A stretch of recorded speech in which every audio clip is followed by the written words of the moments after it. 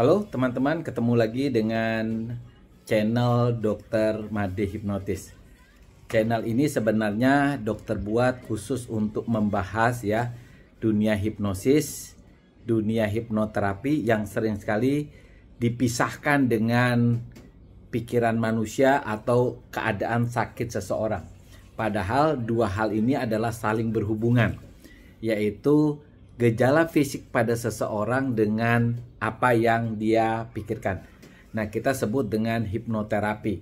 Tapi kali ini dokter akan membuat video khusus untuk teman-teman yang belum pernah mendengar atau mengerti tentang hipnosis. Sebagian dari kita menganggap bahwa hipnosis itu adalah ilmu hitam, ilmu gaib, atau semacam kayak dukun di dalam mengobati seseorang. Sebenarnya hipnosis atau hipnoterapi itu suatu ilmu yang sudah ada sejak manusia ada. Cuma dibukukan atau dibuat sebagai ilmu itu pada tahun 1800-an ya oleh Erikson. Nah, pengalamannya Erikson di dalam mengobati seseorang, maka muncullah bahasa hipnosis dan hipnoterapi. Tetapi hipnosis ini sekarang digunakan bukan hanya untuk pengobatan, ternyata bisa digunakan untuk memotivasi, untuk mengajar, membuat seseorang memiliki mindset positif. Nah, kali ini ya, sekarang dokter akan membahas dari dasar dulu, apa itu hipnosis.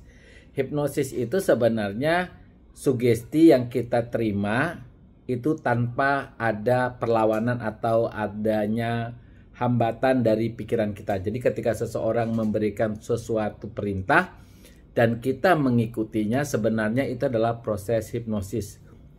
Hipnosis itu bisa terjadi pada semua orang, malah setiap orang itu pasti pernah mengalami yang namanya proses hipnosis. Tetapi secara alamiah ya, kadang-kadang kita temukan juga ada orang yang mau dihipnotis tapi susah. Nah, kenapa bisa demikian? Sebenarnya ada beberapa faktor ketika kita melakukan hipnosis itu gagal ya. Itu hipnosis secara sengaja. Sedangkan hipnosis secara alamiah pasti semua orang mengalaminya. Karena kalau kita berbicara yang namanya hipnosis, kita berbicara soal pikiran gelombang ya, atau gelombang pikiran seseorang. Nah, di gelombang pikiran seseorang itu kita bagi menjadi 4 bagian besar. Pertama, gelombang beta, di mana ketika orang gelombang beta ini orang menjadi bisa fokus pada beberapa hal, bisa mengerjakan banyak hal, tetapi tidak hasilnya kurang bagus ya, karena dia fokus banyak hal. Nah, kemudian gelombangnya lebih turun atau gelombangnya lebih santai lagi yang namanya gelombang alfa. Biasanya pada gelombang alfa ini orang bisa fokus pada satu hal, misalnya orang membaca, menonton film gitu ya. Orang lagi fokus untuk berbelanja, mencari diskonan baju di mall misalnya ya. Nah, itu adalah gelombang beta. Gelombang theta itu lebih dalam lagi karena orang kadang-kadang tidak sadar bahwa dia berada di suatu tempat. Misalnya kalau teman-teman lagi ngelamun ya, ngelamun sampai nggak tahu ada orang yang lewat di depannya, bisa membayangkan orang lain. Nah, itu sebenarnya ngelamun. Ngelamun itu sebenarnya kita sedang berada di gelombang theta ya. Baru gelombang delta. Ini gelombang delta ini orang tertidur pulas, nyenyak, tidak bisa disugesti sama sekali. Orang yang berada di gelombang alfa dan theta itu sebenarnya orang dalam keadaan hipnosis alamiah. Makanya dokter bilang ketika kita tidur, kita bermimpi, itu adalah proses hipnosis. Makanya bahasa tidak bisa dihipnosis itu adalah salah. Kadang ada orang yang bilang kalau orang yang terhipnotis itu adalah orang yang terlalu percaya sama mistik atau orang yang tidak kuat imannya ya, padahal itu tidak ada hubungannya sama sekali. Hipnosis itu adalah proses alamiah yang kita dapatkan sehari-hari.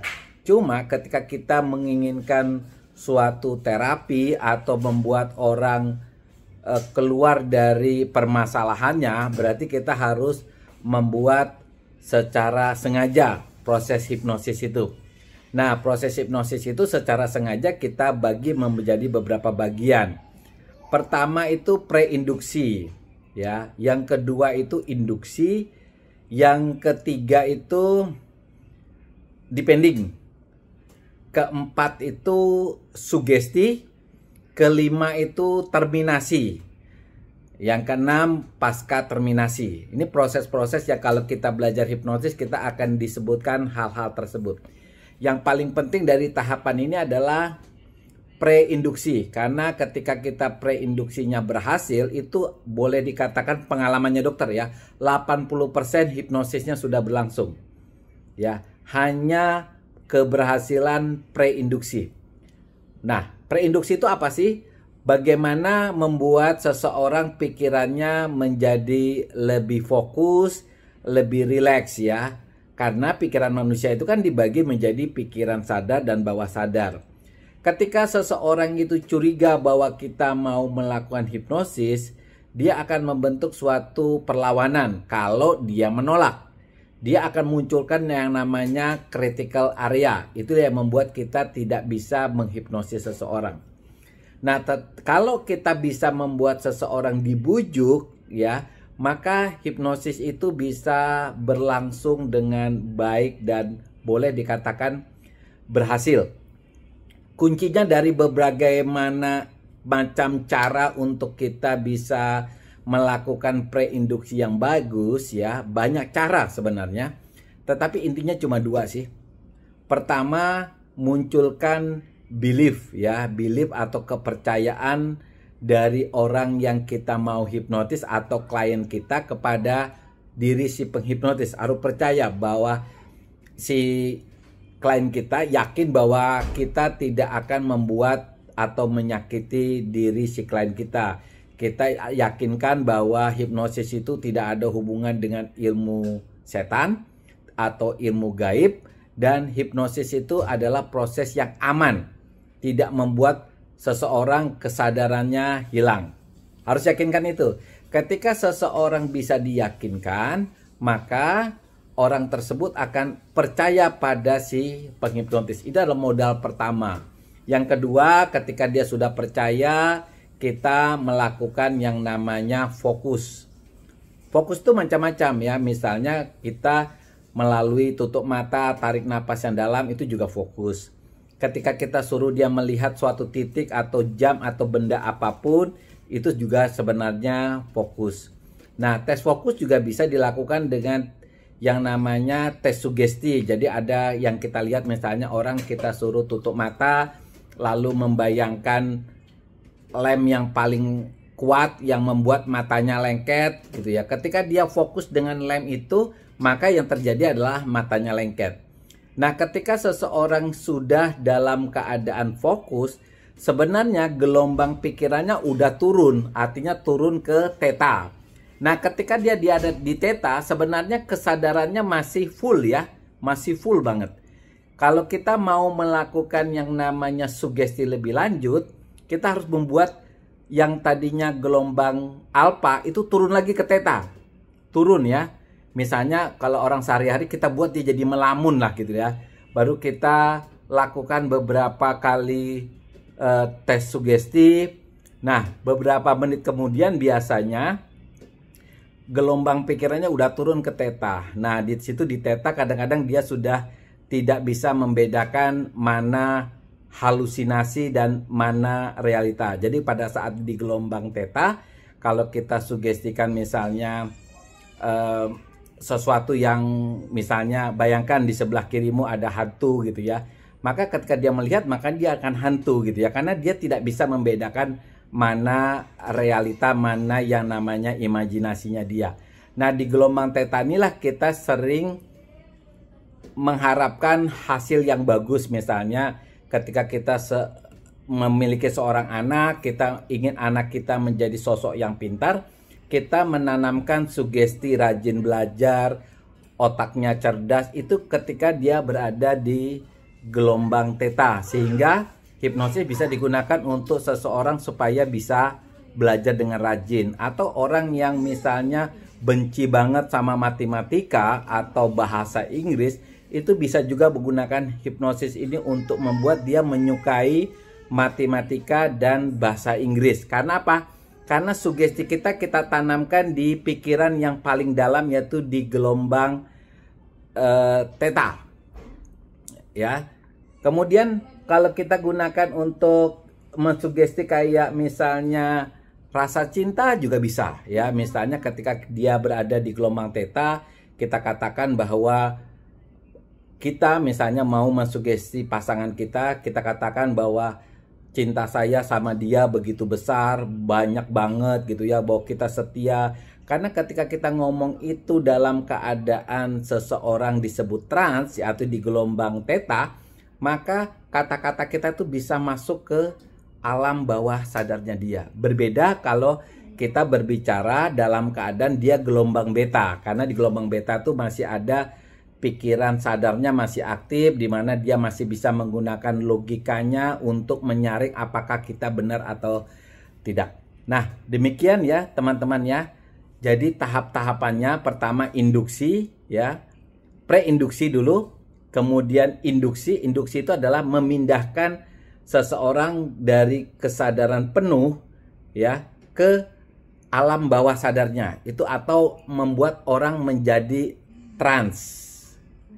Kemudian ketika kita melakukan induksi tapi kita tidak yakin bahwa ini gelombangnya sudah di theta ya, kita masih yakin dia di gelombang alpha, itu kita turunkan lagi dengan istilahnya depending, dibuat lebih dalam lagi. Nah, kalau kita sudah yakin dalam, biasanya ada ciri-ciri orang dalam keadaan terhipnosis yang dalam. Misalnya biasanya kekuatan tangannya itu sudah lemes banget gitu ya.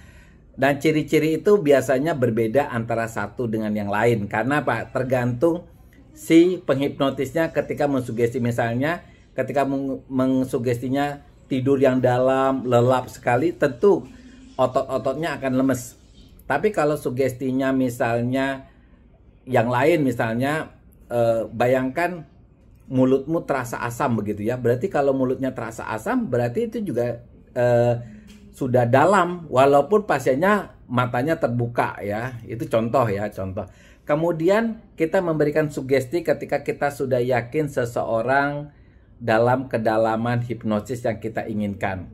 Habis itu terminasi. Jadi kita mau mengakhiri, itu artinya gelombang pikirannya kita naikkan dulu sedikit demi sedikit ya. Karena kalau kita langsung sadarkan pasiennya, biasanya akan muncul keluhan tiba-tiba kepalanya pusing. Jadi kita naikkan ke gelombangnya dengan kita mengatakan kepada orang tersebut, ingat ya, nanti kalau saya hitung 1 sampai 5, maka badanmu kembali rileks dan kembali nyaman. Nanti tiba-tiba hitungan kelima kamu sudah siap untuk buka mata. Seperti itu ya. Itu artinya kita mau melakukan terminasi.